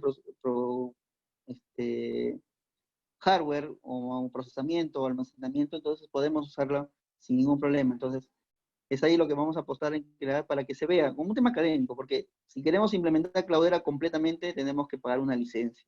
Y no nos permite, ¿no? Hay un trial, pero requiere bastante hardware, bastante memoria, bastante procesador, y la capa gratuita como que se queda corta. Pero para empezar, un entrenamiento para entenderlo, podemos hacer digamos, en la parte free, tanto de Cloudera, porque su primera versión es free, después tiene una versión que es pagada y hay una que es full enterprise, algo así. Hortonworks, parecido, también dice que trabaja en Windows, por ahí una sorpresa. Mayormente todas las soluciones de Hadoop, o un requisito en Hadoop es al menos saber Linux o conocer Linux. ¿Por qué? Porque se va a usar bastantes comandos y la mayoría de comandos que se usan o las interfaces que usamos, estamos usando el terminal, usamos la línea de comandos. Entonces es necesario y primordial, fundamental, que conozcamos al menos el tema de Linux. Es importante, Linux, como queremos llamarlo. ¿Por qué? Porque son líneas de comando vamos a usar, vamos a editar archivos, editamos archivos, necesitamos saber cómo abrir un archivo para editarlo, saber cómo encontrarlo, cómo navegar en el sistema de directorios de un Linux, porque nosotros trabajamos con Linux, estamos trabajando con CentOS, hemos trabajado con Ubuntu, en entorno gráfico, también entorno gráfico para Debian, en Debian también para poder hacer la implementación. Digamos que son los más naturales para poder implementarse, ¿no? Se puede hacer en otras soluciones Linux sin ningún problema. Conocemos la parte básica, lo fundamental y lo podemos implementar. Ya cuando uno toma un entorno empresarial, sí hay que tener en consideración algunas, digamos, detalles que indica la marca. Las marcas son las que a veces nos limitan a no usar todo el potencial, ¿no? En las distribuciones de Hadoop a nivel de la nube, como les decía, ¿no? Tenemos el Dataproc de Google y el Amazon EMR, Elastic MapReduce, que es una propuesta de Amazon, ¿no? También con una suscripción se pueden usar sin ningún problema en la capa gratuita algunas funcionalidades y pues se pueden practicar, testear y podemos conocer más de una solución cloud que puede ser como alternativa que se plantea en un entorno empresarial, ¿no? Como que tal vez uno está trabajando en un área y dice, ¿por qué no vemos a la nube? Entonces vemos los pros y los contras. Entonces, si ya estamos conociendo esto, también podemos lanzar nuestra opinión y poder decir, sí, podemos ir a la nube, yo conozco esta herramienta, yo conozco esta plataforma, podemos practicarla, podemos levantar un Hadoop, podemos levantar un Elastic MapReduce, podemos usar los componentes respectivos y podemos, ¿cómo se dice? Instalar los clústeres, al menos un clúster lo básico necesario como para poder generar un entorno de entrenamiento para una solución de Hadoop. Entonces, la propuesta era mostrarles ahora, a través del cloud, ¿no? Una solución, o levantar un clúster de Hadoop, ¿no? Un clúster, ¿no? Entonces, yo llego a la consola del Google Cloud a través de, bueno, la dirección cloud.google.com y yo tengo que tener un usuario, ¿no? Yo ya tengo ya un usuario mapeado, no está por acá. Vamos aquí. Y a través de una suscripción, puedo tener un cliente o un correo Gmail, o puedo tener un correo G Suite, puedo tener acceso a esta plataforma, ¿no? Eso es lo que se recomienda. Si uno va por un entorno de entrenamiento, puede tener un Gmail, o un Gmail simple, puede ingresar sin ningún problema. El único requisito que les va a pedir en esa cuenta es que tengan una tarjeta de crédito, lo mínimo que les va a pedir. Entonces, tal vez por ahí tiene que gastar $1, que es algo que se recupera. Según lo que mencionan, es para poder autenticar, te registras y te quita el dólar, y el dólar te lo devuelve durante un tiempo, ¿no? Simplemente yo voy a registrar, yo me voy a conectar, ya tengo una cuenta de Gmail que he creado. Entonces me conecto. Ok, entonces me logueo. Ya, yo voy a entrar a la consola. Básicamente todas las plataformas cloud tienen es el mismo acceso, ¿no? Ya si quieren agregar un nivel de autenticación mayor, ya es otra configuración adicional. Pero bueno. Entonces yo en la consola de Google Cloud voy a trabajar con un clúster, ¿no? Por ahora, esta es la plataforma en forma general. Yo les quería mostrar era que a través de las instancias se puede crear un clúster de Hadoop. Entonces, la provisión es mucho más rápida porque, bueno, ya no instalo el sistema operativo, ya no instalo algún componente adicional. Entonces, yo puedo tener, acá yo estoy probando mi clúster, ¿no? Acá los he apagado. Digamos, como se dan cuenta, acá hay un máster más 3 esclavos o 3 nodos de trabajo.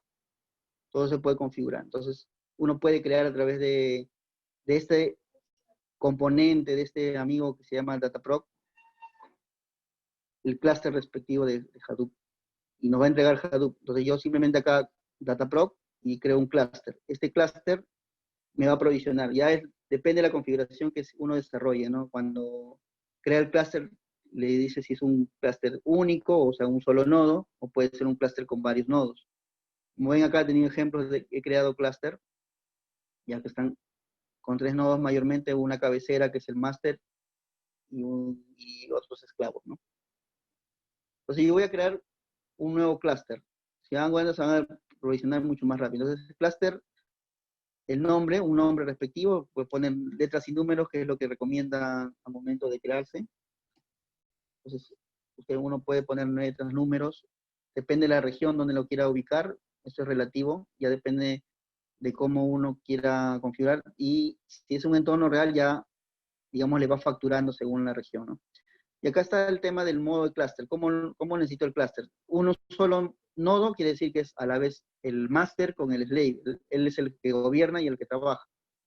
O el estándar, que es lo que vamos a plantear. Un principal con varios trabajadores. En este caso, mínimo 3 vamos a tener, ¿no?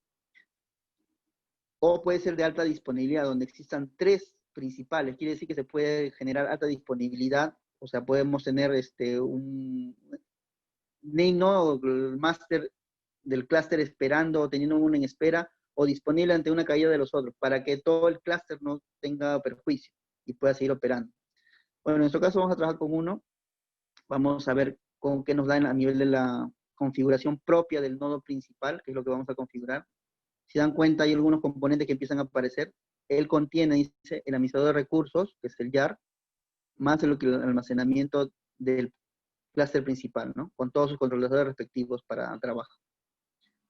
Acá le podemos configurar la potencia. Si uno configura con mayor capacidad, definitivamente te va a generar alertas. Como es una capa gratuita, se trata de trabajar con lo mínimo. Entonces podemos crear lo mínimo, ¿no? La idea es simularlo, porque ya en un entorno real podemos crear ya con mayor capacidad. Obvio, la facturación en la nube tiene, digamos, su valor. El tamaño del disco, vamos a achicarlo para que no sea tan largo. Estos componentes que estamos viendo en una de las clases nosotros lo que hacemos es una medida, un sizing. Nosotros medimos, hacemos el sizing respectivo. No lo hacemos de esta manera. Acá lo estamos haciendo porque tenemos algunos recursos restringidos en la nube. Entonces hay que definitivamente no utilizar todo porque nos van a facturar o nos van a decir que este componente o esta configuración que uno desarrolla en la capa ahorita no está permitida. Necesitas activar o pasar a la capa de paga. Y lo que me está diciendo en un momento. Si dan cuenta, en la parte superior me dice, tienes tantos créditos, pues me da 300 créditos o $300 de crédito en 90 días. Mira, ya están pasando varios días. O si no, me dice, presiona activar para que te pases a la otra capa, una capa pagada, donde yo puedo explotar con todos los recursos del cloud, ¿no? Pero ya eso sí me va a facturar, depende de qué use. Acá también podemos bajarle. En esta segunda configuración, estamos configurando los nodos de trabajo dentro del clúster, ¿no?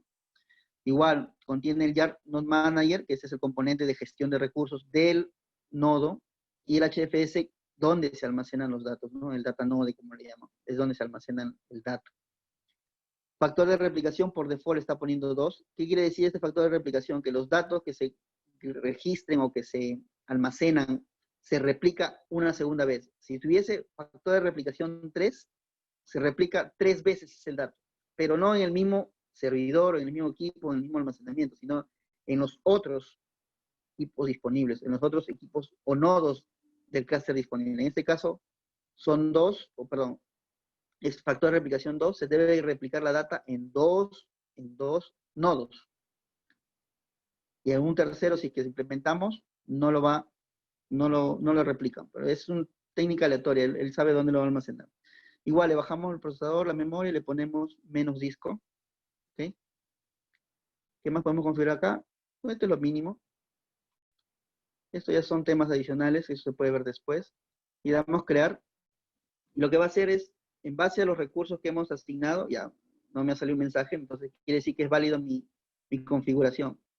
Cuando se crea el entorno, acá vamos a poner, cuando se crea el entorno, me olvidé. Opciones avanzadas, tú estás provisionando un sistema operativo, entonces en la parte de abajo quiere decir la imagen. ¿Qué cosa vas a provisionar? Entonces, tienes que provisionar un sistema operativo. En este caso, ¿con cuál de estas opciones se requiere? Un sistema operativo Debian o Ubuntu, sobre el cual se va a montar un Hadoop. Depende de la versión que necesitamos o que querramos implementar. Y bueno, en este caso te viene con Spark por default. Te viene también Spark, dependiendo de las versiones. Entonces hay unas combinaciones. Si nosotros somos curiosos y nos hemos ido a la página web de Hadoop, hemos visto que ellos han publicado la 3.3. Si dan cuenta, ninguna de estas imágenes preinstaladas o provisionadas que vamos dentro de Google Cloud me permite usar 3.3. No, porque posiblemente la última versión no es la estable o no ha sido testeada sobre este entorno, no ha sido probada. Entonces, nos está dando las sugerencias de solamente que con estos uno puede instalar. Regularmente nosotros cuando hacemos nuestros laboratorios en el curso, lo hacemos con HDFS, perdón, con Hadoop 2.10. Ese es nuestro, digamos, caballito de batalla. Pero también podemos probar las 3.2, 3.1, que son las mejoras a nivel ya de infraestructura del GPU y del clúster de alta disponibilidad que plantea el Apache Software o algún desarrollador que hizo esa mejora, ¿no? Entonces, por default, estamos levantando un Debian 10 con Hadoop 2.9 con un Spark 2.3, ¿no? Entonces, nosotros vamos a provisionar el sistema operativo, el Hadoop propiamente, y va a tener este cliente Spark, ¿no? Que va a ser el tema de tal vez la ingesta o la analítica respectiva dentro de sus herramientas como tal, ¿no? Porque Spark, recuerden que tiene varias herramientas que están tanto de la ingesta como en el análisis. Entonces, este dato que me faltó, simplemente era seleccionarlo y le damos a aceptar. Entonces, yo regreso a los clústeres, debe estar provisionándose, ahí está. Debe haber levantado, creo que este es el último, clúster, este que lo puse, clúster 2909, de hoy día. Si dan cuenta, se marcó en verde, el clúster ya está instalado, demora poco, minutos, porque debe estar en algún...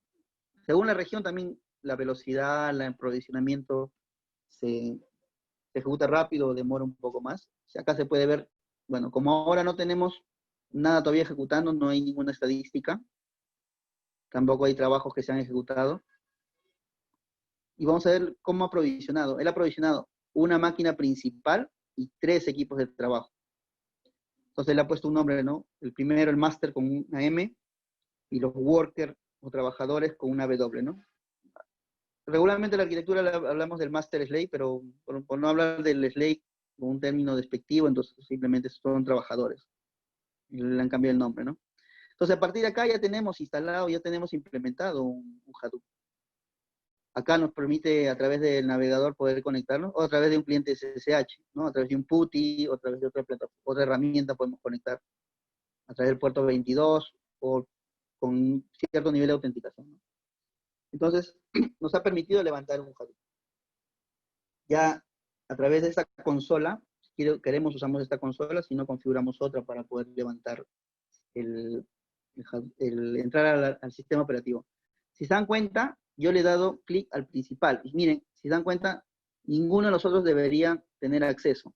Entonces, cuando implementemos una arquitectura de clúster, a cual nos conectemos y cualquier cliente, sea un Python, sea un RStudio, sea un Spark o un Kafka, todos se conectan o todos llegan al clúster master, al master.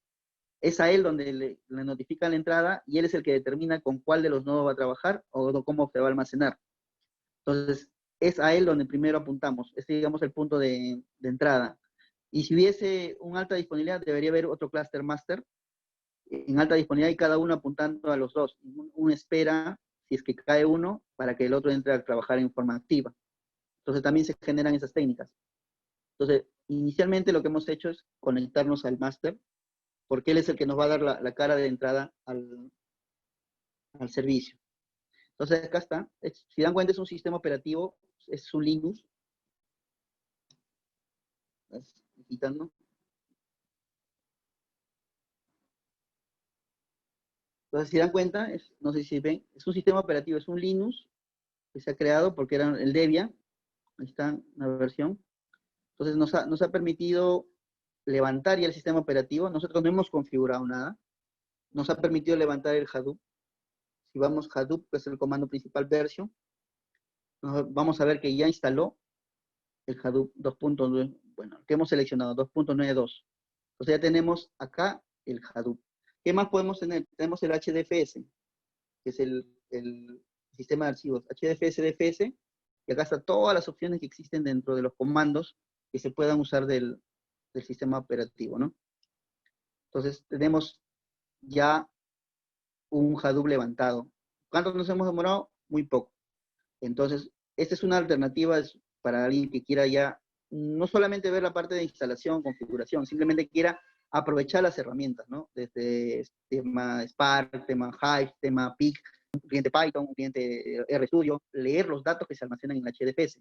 Entonces, yo trato el HDFS, no sé si está viendo, el HDFS como si fuera un sistema de archivos, por eso necesito conocer los comandos. Miren, HDFS, miren, DFS, y el LS que conocíamos en Linux, lo tenemos acá y podemos ver la raíz.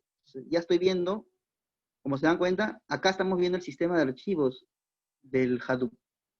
Entonces ya contamos con una plataforma para poder hacer una práctica. ¿Qué más contamos? Como hemos levantado el Spark, quieren levantamos el PySpark, porque también seguro lo he instalado por default, está el PySpark. Entonces ya tenemos un PySpark, podemos usar. Claro, lo que nosotros buscamos es que existan los archivos o los ficheros en el almacenamiento Hadoop. No podemos leer los archivos de otra manera, tenemos que ponerlo. Entonces, ya este entorno nos está permitiendo eso. Podemos pasarle algún archivo al almacenamiento Hadoop. Y el almacenamiento Hadoop, como va a tener la persistencia, el cliente lo va a poder leer. En este caso, el PySpark, o podemos usar el Spark Shell, que es el que está en lenguaje Scala. Igual, el que conozca el lenguaje Python usará su PySpark. El que conozca el lenguaje Scala usará su Spark Shell, que es el por default, ¿no? Ya si conoces Java, podrás hacer tu componente y usar ¿cómo se dice? Los YAR o los componentes de Java para poder compilar. Puedes crear tus programas. ¿Por qué? Porque como instala el Java por default, regularmente es un Java. ¿Se da cuenta? Acá trabaja con el Spark está usando Java, entra la escala, puedo salir. El Java instalado en el Hadoop es un Java 1.8 o el 8.0. En este caso es un Adobe OpenJDK. Podemos instalar el Java 8 de Oracle, obvio, viendo ese tema del licenciamiento, porque hay un número, un release que sí permite sin costo de licencia, o podemos instalar un OpenJDK o un Adobe OpenJDK o cualquiera de los que estén dentro de la comunidad OpenJDK, de los Java Virtual Machine que cada una de las empresas pueda crear o la comunidad está creando, ¿no? Creo que también Amazon tiene su propio JDK y hay otras herramientas que pueden... O sea, al final y al cabo lo que buscamos es que el Hadoop que se implemente, que se instale, va a estar siempre por lo mínimo, el número del Java que tiene que usarse es el 8. A pesar que ya el Java está en 14, si no me equivoco, y está entrando en 15, no usamos esas herramientas. ¿Por qué? Porque el mismo Hadoop tiene esa documentación, dice Hadoop compatible con Java. Entonces, hay versión de Java que no va a funcionar con el Hadoop. Acá está. ¿Se dan cuenta? El Apache 3.3 dice soportado con Java 8 y solamente el Java 11 para el runtime. O sea, cuando uno instala el Hadoop, debería instalar el runtime, ¿no? Pero si uno quiere usar las herramientas de explotación, de programación, para poder compilarlo, puede instalar el JDK completo. Pero se recomienda en un entorno de producción hacer solamente el runtime. Miren, la versión 3.0 solamente soporta el 8. La versión 2.7, tal vez en adelante, toda la serie 2. De Hadoop, trabaja con Java 7 y Java 8. No hemos visto Java 14, no hemos visto si fue Java 15, Java 13, que por ahí debe haber salido. No está. Este es uno nuevo, creo. Está ahí uno compilado con Java 11. Tengan en cuenta eso, o sea, tampoco la última versión, la última entrega del Java es lo último que usamos, ¿no? Entonces acá también vamos a ver, hay temas incompatibles, a ver cuáles versiones del Java que debemos usar, pero ya nos provisionó en un entorno cloud la respuesta a una implementación de Hadoop sin ningún problema. Entonces, tenemos esto, pero esto queda corto a nivel gráfico, ¿no? ¿Por qué? Porque estamos hablando de un entorno de texto. Tal vez con un put igual voy a ver todo texto, con una herramienta de SSH voy a ver todo texto. También existen herramientas visuales que se recomienda no implementar, o sea, no desplegarlas. ¿Por qué? Porque son riesgos de seguridad. Entonces, por un tema educativo, por un tema de conocimiento, nosotros vamos a habilitar algunos puertos.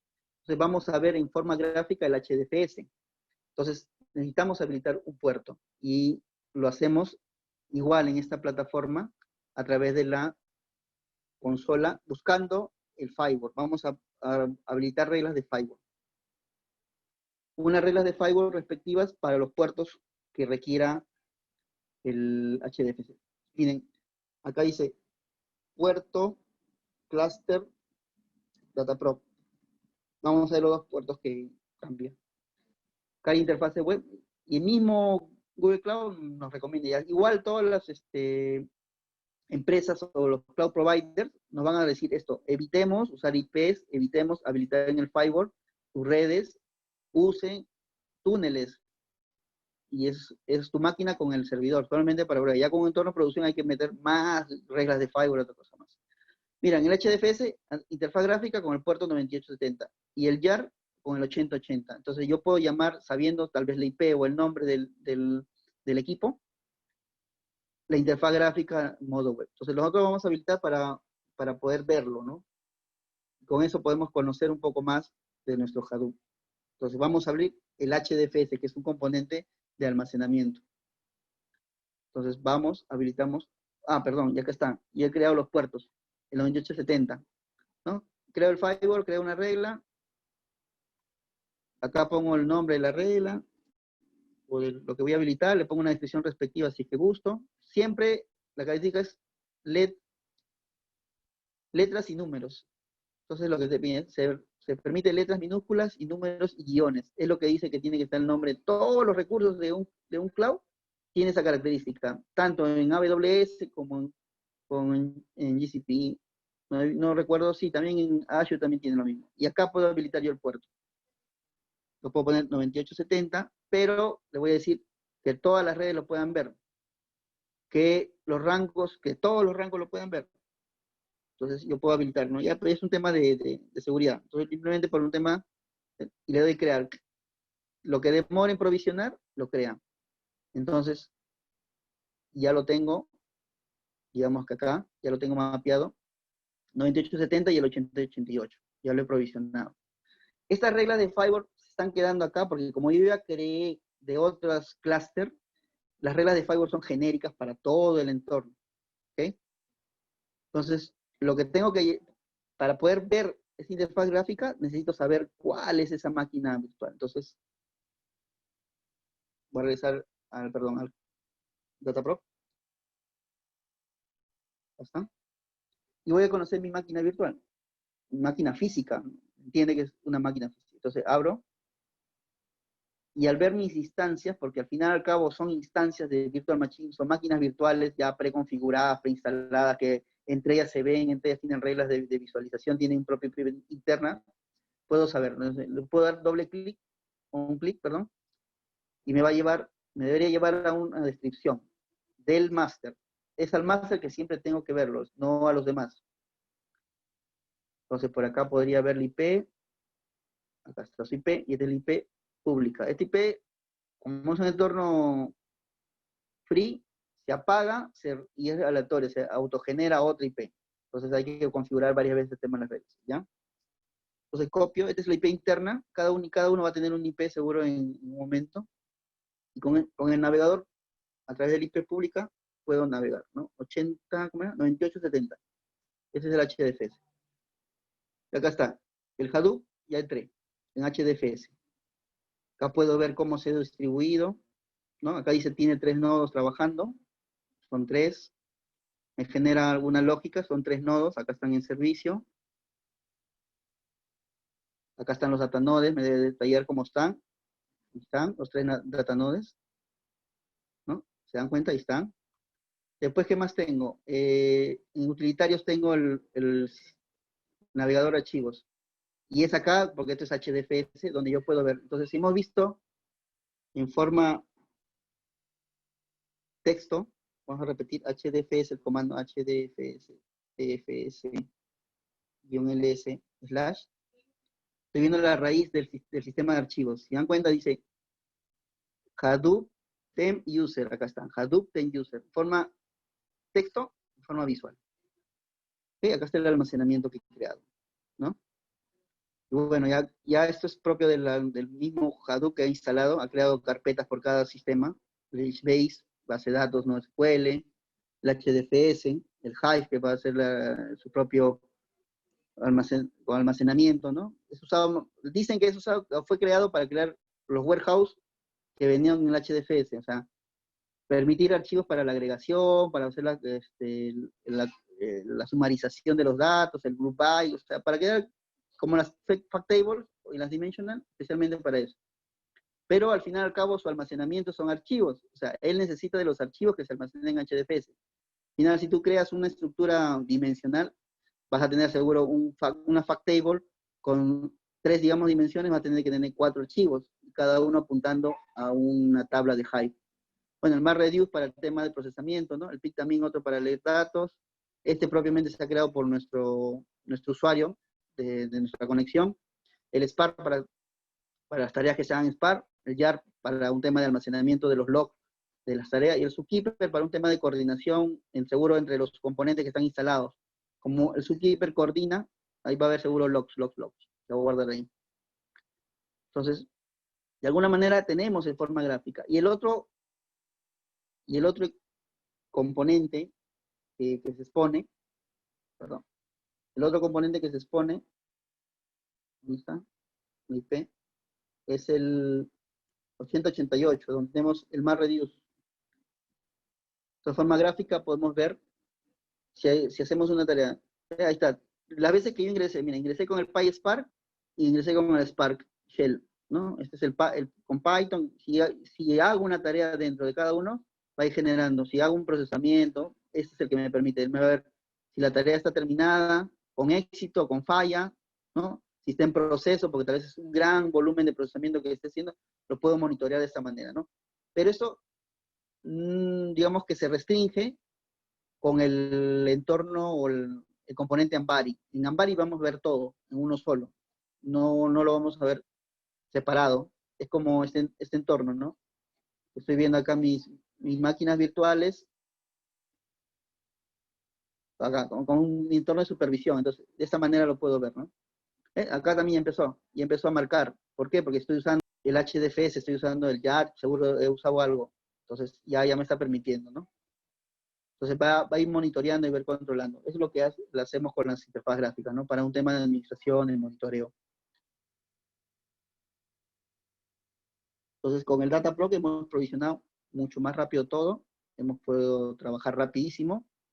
Claro que eso no quita que nosotros tengamos que aprender. O sea, esto es para poder avanzar con las herramientas, pero igual nosotros aprendemos a instalar nuestro Hadoop de cero, nuestros clústeres de cero, nuestras configuraciones propias de cero, editamos archivos, modificamos archivos, configuramos, mapeamos, creamos las claves privadas públicas con SSH, nos conectamos y configuramos, ¿no? ¿Qué más por ahí queremos? A ver, el tema del almacenamiento, miren, yo voy a tratar de bajarme ¿Recuerdan que tenía el factor de replicación 2? ¿Recuerdan?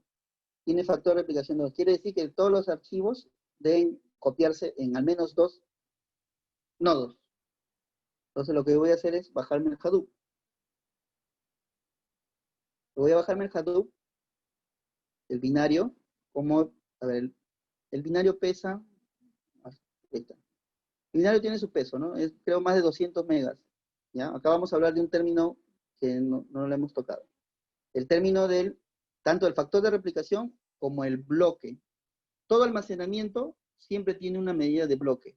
Entonces quiere decir, si un archivo tiene que almacenarse, tiene que, digamos, cubrir una cantidad de megas, en este caso megas, para poder ser almacenado en un sistema de archivos. En el sistema de archivos HDFS, cada bloque o parte del archivo, que es el tema bloque, el bloque es el término, es de 128 megas por default. Antes era de 64 en la versión 1. Puede configurarse a más, 256, y que va a depender de nuestro negocio, de nuestros archivos, cómo queramos almacenarlos. Entonces, por default son 128 megas, un bloque. Ese bloque, ¿qué es lo que me permite? ¿Cómo voy a partir tal vez la data que supera los 128 megas? Puede ser data de 1 tera, 2 teras, 15 teras. ¿Por qué? Tiene que de alguna manera distribuir la carga. Si yo lo almaceno en un solo punto, lo que voy a hacer es saturar ese punto. Como la técnica es de distribución, aprovechar toda la fuerza de procesamiento de los nodos, entonces tiene que distribuirse. Entonces, ese valor, el valor del bloque, me permite hacer esa distribución, partir mi archivo en varios bloques, y estos son almacenados en los nodos, y además, como es replicado, se replica en cada otro de los nodos. Entonces, si se pierde un nodo, la data la voy a encontrar en otro. Ahorita vamos a ver. Entonces, yo voy a descargar este archivo a través de la consola para ver cómo lo almacenamos. ¿Ok? Entonces, hago un doble clic, me lo voy a traer.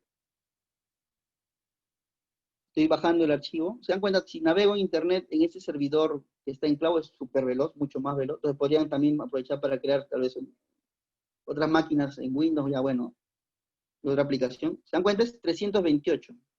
¿Ok? Entonces, a ver, perdón, ¿dónde lo he bajado? LS. Lo he bajado acá. Entonces, para yo pasarlo a un almacenamiento HDFS, yo tengo que entrar o llevarlo al HDFS. Entonces se tiene que usar comandos de archivos. Entonces, HDFS, que es el prefijo DFS, vamos a buscar las rutas. ¿Cómo estamos? Ya. Primero vamos a ver cómo está nuestro directorio HDFS o Hadoop. Okay, tenemos user, tenemos ten, podemos llevarlo a user o podemos crear uno nuevo. Entonces vamos a crear uno nuevo. HDFS, DFS, espacio guión mkdir. Por eso que les decía, tenemos que conocer los comandos de Linux porque son casi parecidos a los comandos del HDFS. Entonces voy a crear en la raíz, perdón, uno que se llama test. Entonces, con este comando ya puedo crear el directorio, la carpeta. Entonces, voy a navegar HDFS. Por eso les decía, tenemos que conocer un poco de Linux, porque necesito ver los comandos. Entonces, voy a ver si tengo el directorio. Debo haber creado el test. Acá está, lo creé. Entonces, lo que voy a hacer es llevarme este archivo que está en el sistema operativo, en el sistema de archivos del sistema operativo Linux, a un sistema de archivos HDFS que está en el Hadoop. ¿Ok? Entonces, lo que hacemos es copiamos el archivo con los comandos hdfs, dfs, -put, porque lo voy a copiar. Ok, voy a copiar este archivo, que debe estar en la raíz. Vamos a ver si lo dejo copiar. De esta manera, a mi archivo, ¿dónde está? Test. Entonces debería copiar.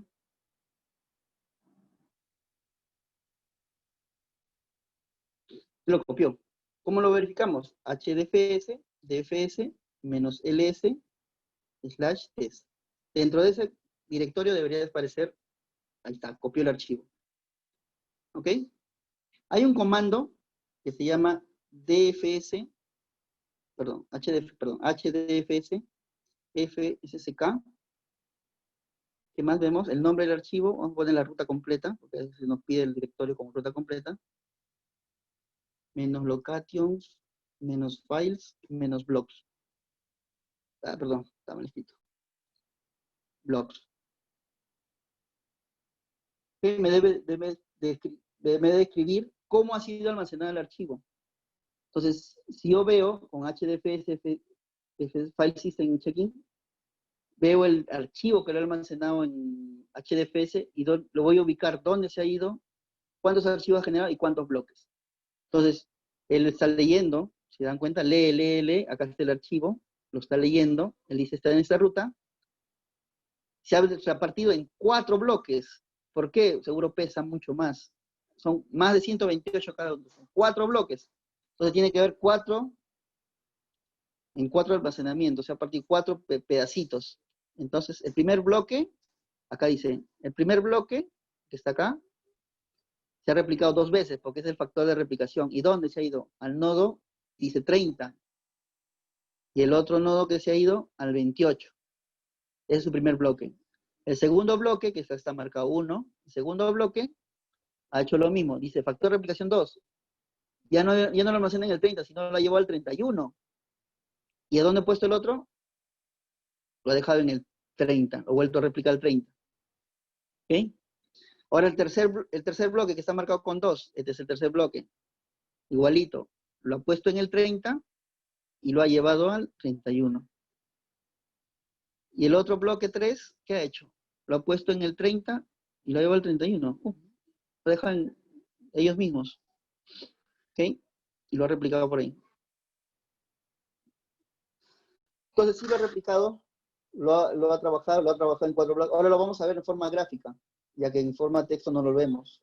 Entonces igualito, vamos al navegador, vamos al sistema de archivos, y aquí es mucho más fácil de entender, ¿no?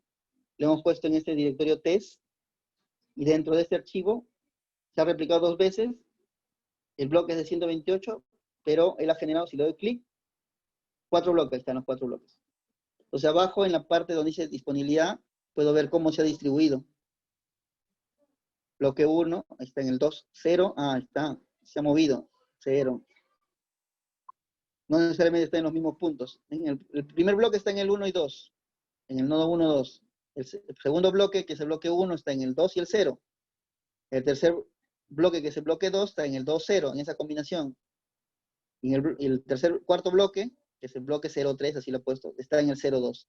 Si dan cuenta, ha hecho el factor de replicación sin ningún problema.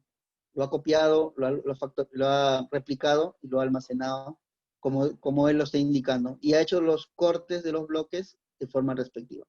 Y es así nosotros como tenemos configurado o configuramos nuestro almacenamiento HDFS con nuestro clúster, en este caso nuestro clúster de Hadoop, ¿no?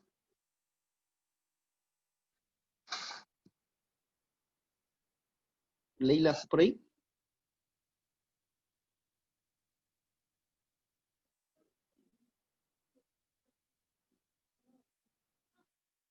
¿Ok? Entonces, como ven, se hace mucho más fácil y más práctico aprovechar la infraestructura de cloud para poder instalar. ¿Se dan cuenta? Mira, lo que necesito es una conexión a internet. ¿Cuántos recursos? Lo mínimo, tal vez son 4 gigas para poder trabajar con los navegadores. Bueno, el navegador sí consume bastante, eso sí hay que tener cuidado, pero no nos va a quitar tanta memoria. No uso mi disco, no uso mi procesador, todo lo hace en la nube. Entonces tengo esa, digamos, esa facilidad que me puede proveer una solución cloud. Bueno, Leila, ¿está por ahí? ¿Se durmió Leila? Hola Eric, buenas noches. No, sí estamos acá. Dime, ¿cómo? Por lo visto estaba pendiente y algunas preguntas se han estado resolviendo. Por ejemplo, la de Liliana Sánchez, donde pregunta si Hive sirve para Warehouse. Si también preguntó si sirve para almacenar datos. Si no me equivoco, eso lo acabas de comentar o lo acabas de resolver hace un momento, ¿verdad? Sí, Hive te permite, o sea, Hive lo que crea es te crea tus tablas con los comandos create table, pero tienes que asociarlo a uno de los ficheros, ¿no? Por eso que tal vez en un momento de ingesta de datos traemos una tabla, y esa tabla, tan igual como está en un modelo relacional, una base relacional, lo guardamos como un fichero plano. Y cuando creamos nuestra tabla en Hive, hacemos referencia a esa locación. Tiene que ser una locación como ese tipo, ¿no? Que hemos creado una locación en HDFS. así como esta que hemos estado revisando. Entonces lo va a leer el archivo que almacena, así como este, si este hubiera sido un TXT o un .dat o un CSV, lo va a leer, porque yo estoy asociando mi tabla Hive a este directorio, y le estoy diciendo qué es lo que de ese directorio vas a leer, y vas a asociar, y vas a, digamos, combinar como si fuera mi tabla en mi base de datos relacional. Una vez que tengas todas tus bases de datos relacionales, o tus tablas, puedes relacionarlas también, porque si conoces los campos, puedes hacer un select, un join, todo lo mismo, puedes hacer una agrupación, group by, igual. Puedes crear una tabla de tablas, también te va a dejar. Y todo ya lo haces en HDFS. Obvio, el Hive como un lenguaje, Hive SQL, o un Hive QL, como le llaman, te permite hacer eso. Entonces, las mismas sentencias que alguna vez viste en un motor de base de datos relacional tipo Oracle, tipo SQL Server, tipo MySQL o Postgre, lo vas a ver también en el Hive. O sea, el lenguaje es igualito, el mismo. Entonces, eso es lo que te permite con el Hive. ¿Y qué es lo que te permite? Como te decía, o sea, había sido creado con ese propósito del warehouse, que permita sumarizar. Como la sumarización se hacía mucho más, es más lenta en un motor Rollup o relacional. Entonces, lo que dicen es llévalo al fichero, haz la sumarización, el agrupamiento, porque seguro tienes en un warehouse un volumen mucho más grande de datos. O puedes también leer del warehouse, pasarlo a ficheros y tratar la data. Entonces, permite hacer un group by, agrupaciones, count, zoom, maxmin, te permite hacer todos esos temas, y con el mismo lenguaje Hive. Por eso que te permite tener esa potencia, o sea, aprovecha la potencia de procesamiento que te da el Hadoop. Correcto, Eric. Mira, Francisco Castillo pregunta, ¿qué relación existe entre Spark y HBase? Spark y HBase. Bueno, HBase es un almacenamiento, básicamente, ¿no? Ahí almacenamos los datos que vamos a través de recoger con un Spark. O sea, Spark lo vamos a usar para un tema de ingesta, ¿no? Vamos a leer tal vez de un fichero, o de un stream, o de una red social, o de otro mecanismo, otro tipo de archivo, plano, XML, JSON, con un video no estructurado, bits, bytes, lo vamos a leer y lo vamos a almacenar en Space. Pero ahí vamos a trabajar en otras bases de datos, no SQL. Space es más que todo almacenamiento. Más que todo tiene un tema de catálogo, y trabaja muy bien con el Hive. Ya cuando hablemos en el curso a detalle, ahí vamos a ver digamos, el catálogo que tiene dentro, que le permite dar el modelo como si fuera una base de datos relacional, para poder trabajar con la ingesta de los datos, los ficheros. La relación es básicamente eso, ¿no? Una es lectura, ingesta de datos, y el otro es un tema de almacenamiento. Pero con el Spark vamos a usar otro tipo de base de datos o almacenamiento, no SQL. Correcto, dice. Rolando Hillary pregunta, ¿dónde se administra el motor de base de datos en Hadoop? ¿No es este SQL? El motor de base de datos en Hadoop. A ver, Hadoop es un sistema de archivos. Entonces, al ser un sistema de archivos, él gestiona todos los, digamos, ficheros, todos los directorios, todos los archivos, dentro de su almacenamiento de disco que le hemos provisionado a través de los data nodes, como le llamamos. Sobre él vamos a trabajar. Entonces, es un sistema de archivo. Podemos meter data plana, TXT, CSVs, DBFs, archivos de otro tipo. Como hemos puesto un archivo TAR, o sea, podemos pasar todo tipo de... Es un sistema de archivos. Es, puede ser considerado como, en algunos casos se usa para lago de datos. Podemos traer todos los datos que podemos recoger y crear, digamos, un gran data lake, y sobre él usar otras herramientas para poder ya explotar datos, ¿no? Por un tema, un warehouse, un Apache, como era Nifi, podemos usar otro tipo de lectura de datos, o podemos leer a través de las herramientas de Machine Learning la data, buscar datos que tienen un comportamiento. Pero el HDFS es digamos que es, entre comillas, el motor de almacenamiento de los datos. O sea, en sí es sobre ficheros lo que trabajamos, sobre los mismos datos, como si fuera un Linux que lo pasamos, como si fuera un Windows que copiamos y pegamos un archivo, igualito, eso es un HDFS. Digamos que es el motor, y es el almacenamiento. Obvio, sobre él se instalan bases de datos no SQL para almacenar los datos. Se usa el Hive para asociar los ficheros a tablas, como si fueran tablas lógicas o como le llaman, tablas temporales o globales que en el Oracle existen, que lean ficheros o archivos, podemos hacer de la manera en el Hive. Pero todo siempre va a estar almacenado en el HDFS, plano, plano, plano. Correcto. Roberto González pregunta, ¿cuál es la diferencia entre Hadoop y Mongo? MongoDB es una base de datos no SQL.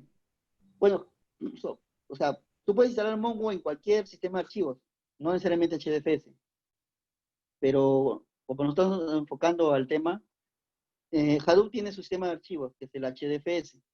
Entonces, Mongo se instala sobre HDFS. Hadoop, Hadoop es como que la arquitectura de varios componentes a la vez, ¿no? Es Hadoop HDFS, Hadoop MapReduce, Hadoop YARN y Hadoop Commons Utilities, que son, digamos, las librerías generales.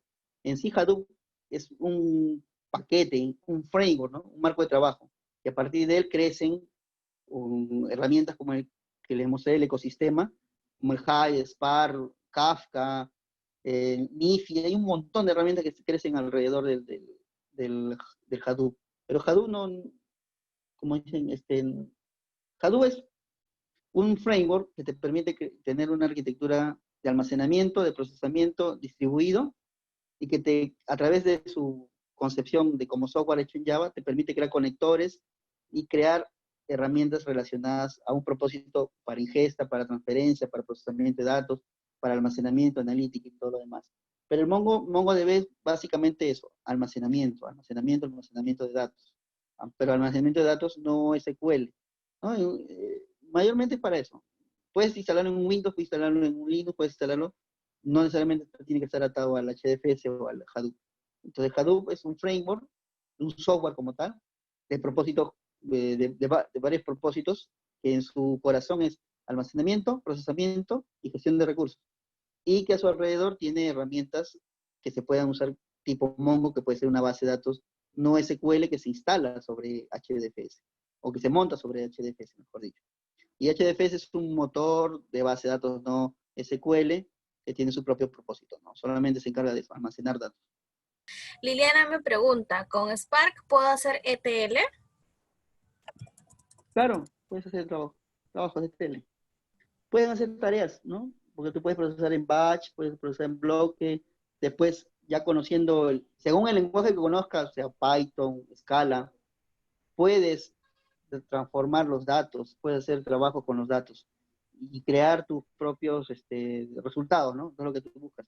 Podrás crear un fichero, sumar ficheros, agrupar ficheros, leer, digamos, una columna con una fila específica de un fichero, cruzarla con otra, y ya es un tema de aprovechar ¿cómo se llama? La plataforma Spark, ¿no? Spark te va a permitir eso, o sea, puedes hacer ETL, puedes hacer transformación, carga, extracción de datos, sin ningún problema, ¿no? Es obvio que en algunos casos siempre se apoyan de otras herramientas, ¿no? Pero Spark es muy completo, muy bueno para todo. César Velázquez me pregunta, ¿puede compararse Hadoop a cierto punto como un contenedor? Como un contenedor, como un dockerizado o algo así. Bueno, al final y al cabo, el propósito de todo, bueno, el contenedor es generar, digamos, un ambiente como un sandbox, ¿no? De un propósito. El Hadoop, si hablamos de almacenamiento, o sea, persistencia, va a tener que ser el almacenamiento HDFS. Te permite con los nodos, como tienes varios nodos que se instalan, tienes procesamiento, digamos, la suma de 4 nodos o 3 nodos, todo es tu fuerza de procesamiento para hacer alguna tarea específica. O si sumas la capacidad de memoria, igual, va a asignar la capacidad de memoria para hacer, digamos, una lectura, un select, a una data, un procesamiento. Todo eso, esa capacidad te va a entregar Hadoop. ¿Qué más te va a dar? El procesamiento como tal, ¿no? Los procesadores lo van a usar. Los procesadores que tengas en todos los nodos, que lo va a sumar y va a decir, todo eso lo puedes usar para hacer alguna tarea, algún procesamiento que se requiera. Obvio que en un entorno regular o real, no es que agarra todo, sino que a través del Node Manager, del Master Application, hace el uso de los recursos que sean necesarios. No todo lo va a usar, porque tienes seguro varias tareas en camino, tareas en paralelo, tareas que se están terminando, que están recuperando, liberando recursos o se están reasignando para una siguiente tarea, todo eso como fuerza de procesamiento. Correcto, Eric, gracias. Hemos culminado con la segunda ronda de preguntas. Eric, ¿algo más que agregar a la clase maestra? Bueno, básicamente es eso, ¿no? O sea, hemos tratado de hacerlo práctico para poder enfocarnos a que estas son las herramientas que usamos en el curso que nosotros les estamos dando. Ah, y no se olviden, dentro del curso, Leila, recuerda, ¿qué estamos ofreciendo aparte de esto? O sea, no solamente la parte, digamos, técnica, sino que estamos ofreciendo la parte de la certificación. Una certificación en Big Data Professional Certificate de CertiProf, recuerda eso, donde el examen ve mucho tema de la parte de infraestructura, de la parte de arquitectura, pero también tema de parte analítica. Entonces, en el curso, nosotros lo que estamos es dándole los bancos de preguntas, los tips para poder aprobar el examen, poder llevar, digamos, cumplir con el examen en el corto tiempo, tal vez terminando el curso, puedan darse el examen y puedan certificarse. Digamos que es un punto un punto a favor que le estamos dando dentro del curso. Correcto, gracias Eric. Estimados, hemos finalizado la clase magistral. Agradecerle a nuestro docente Eric Luna por su exposición y a ustedes por su asistencia. Recordarles que nos vamos a estar comunicando con ustedes para la entrega de la constancia de participación y de igual manera mediante el chat les estoy proporcionando mi número telefónico y mi correo para que ustedes puedan, si tuvieran alguna pregunta respecto a la clase magistral o deseen obtener información sobre los programas que estamos ofreciendo aquí en Social Data Consulting, siendo uno de ellos el programa de Hadoop y soluciones Big Data. Eso sería todo entonces, estimados. Muchas gracias por su asistencia y buenas noches.